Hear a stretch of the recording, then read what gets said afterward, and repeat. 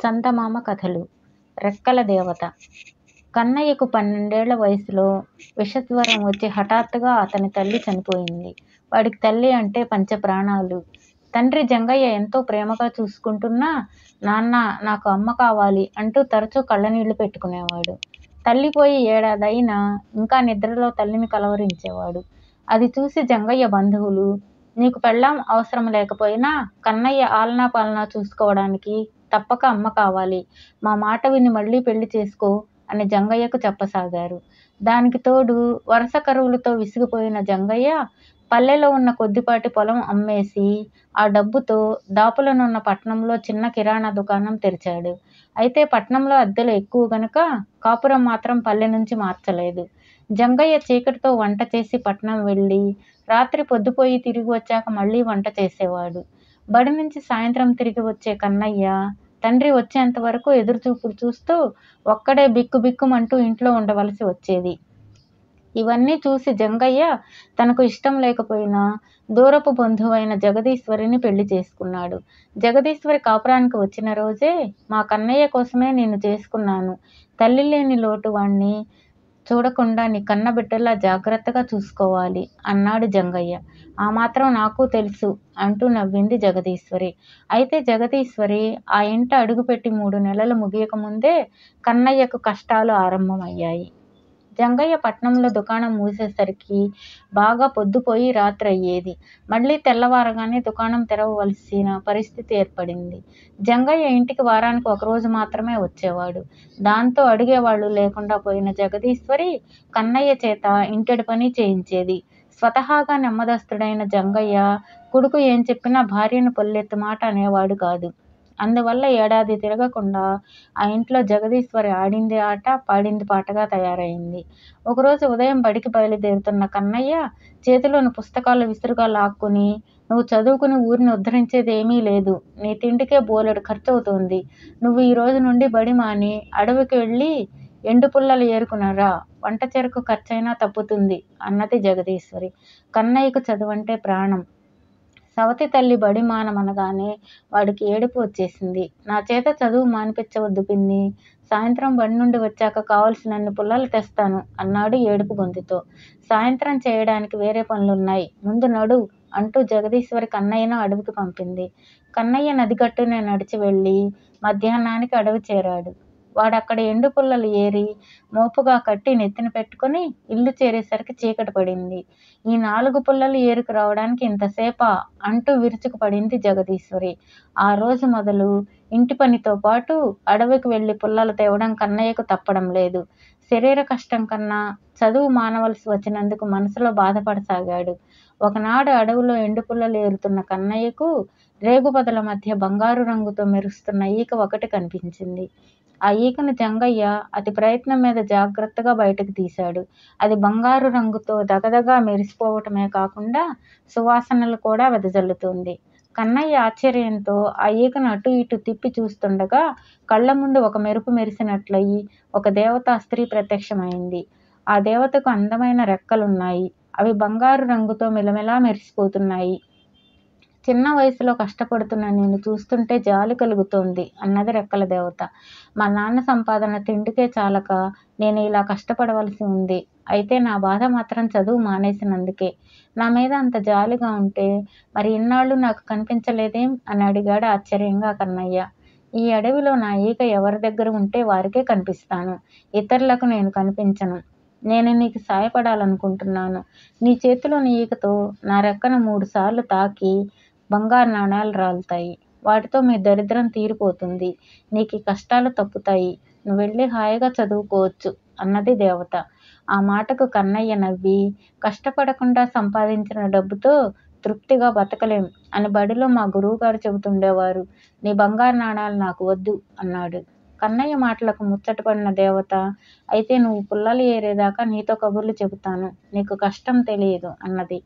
దేవత చెప్పే మంచి మాటలు వింటూ ఆమె రెక్కలు విసురుతూ ఉంటే వచ్చే సుగంధభరితమైన చల్లటి గాలులతో సేదతీరుతూ సునాయాసంగా కట్టెల మోపు సిద్ధం చేశాడు కన్నయ్య.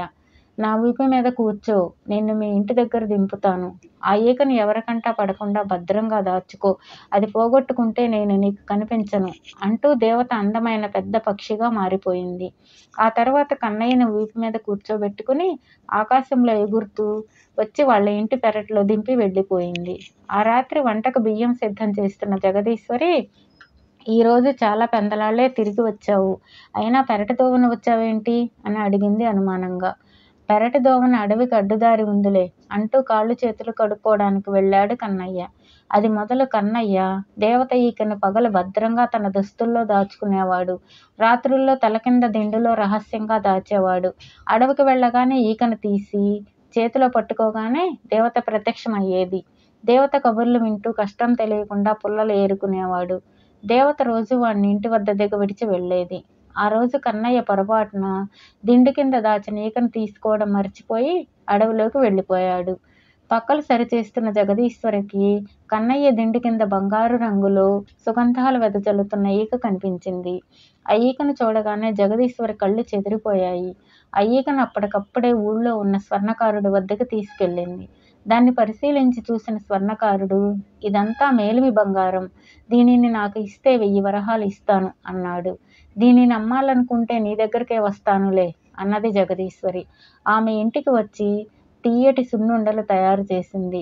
సాయంత్రం కన్నయ్య రాగానే, ఇంటి కోసం ఎంత కష్టపడుతున్నాడు నా తండ్రి అంటూ చెంగుతో వాడి మొహం మీద చెమట తుడిచి కొసరి కొసరి సున్ని ఉండలు తినిపించింది. జగదీశ్వరి కనబరుస్తున్న ఆప్యాయతకు కన్నతల్లి గుర్తుకు వచ్చి కళ్ళనీళ్లు తిరిగాయి కన్నయ్యకు.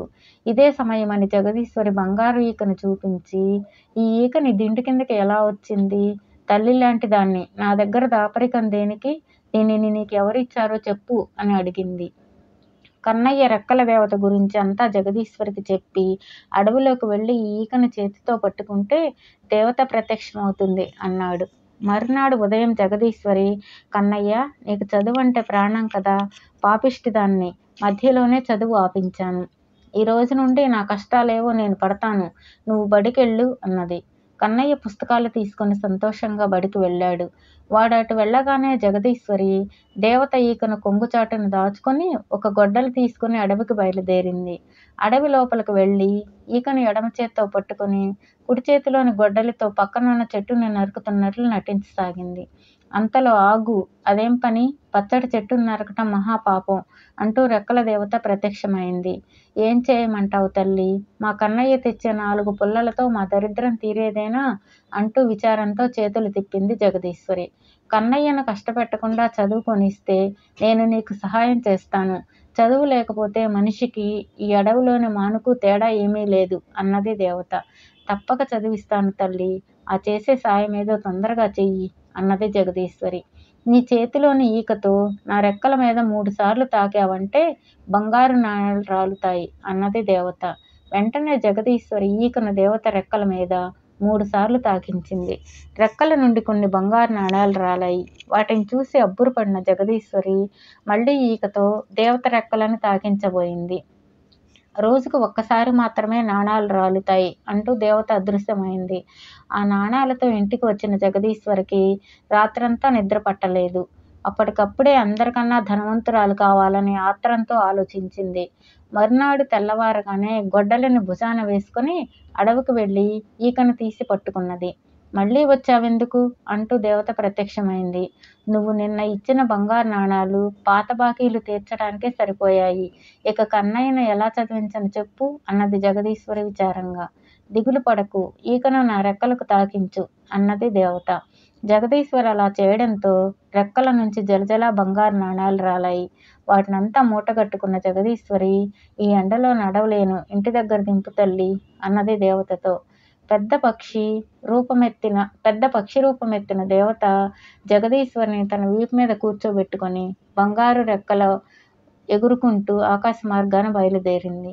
అవకాశం కోసం చూస్తున్న జగదీశ్వరి తన చేతిలోని గొడ్డలితో దేవత బంగారు రెక్కలను తెగనరకాలని ప్రయత్నించి అదుపు తప్పి అంత పైనుండి కింద అగాధంలో పడిపోయింది. ఆమె చెంగులోని ఈక గాలికి ఏటో ఎగిరిపోయింది. ఆ తర్వాత ఆమె ఏమైపోయిందో ఎవరికీ తెలియలేదు. భార్య కోసం 10 రోజులు వెతికిన జంగయ్య ఆమె జాడ కనిపించకపోయేసరికి ఇక పల్లెలో ఉండలేక వచ్చిన ధరకు ఇల్లు కూడా అమ్మేసి పట్నానికి మకం మార్చేశాడు. పట్నంలోని పెద్ద బడిలో చదువుకునే కన్నయ్యకు తరచూ రెక్కల దేవత గుర్తుకు వచ్చేది. ఆ సంగతి చెబితే అంతా నీ భ్రమ, పోనీలే, ఆ దేవత ఎన్నో మంచి మాటలు చెప్పిందన్నావు కదా, వాటిని ఆచరిస్తూ బాగా చదువుకుని జీవితంలో పైకి రా అనేవాడు జంగయ్య నవ్వుతూ.